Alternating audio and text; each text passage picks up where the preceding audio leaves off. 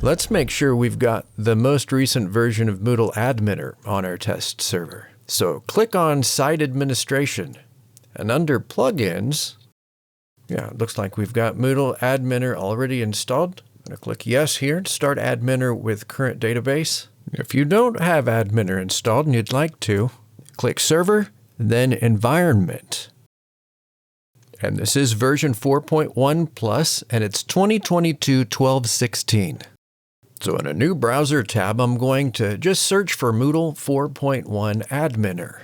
And this top one is from Moodle.org plugins, and it says there are 9 current versions available.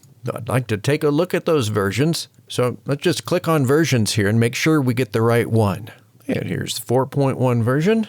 I'll click Download, and when it's done, I'll show it in a folder, and then I'll go back to Plugins and click on Install Plugins.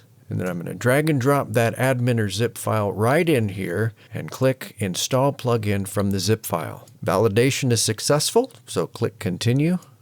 And generally speaking, these items should all be green here. Anything in red or yellow, make sure you take a look at and see if it's something that you need to address. So let's click Upgrade Moodle Database now. And when it's done, click Continue.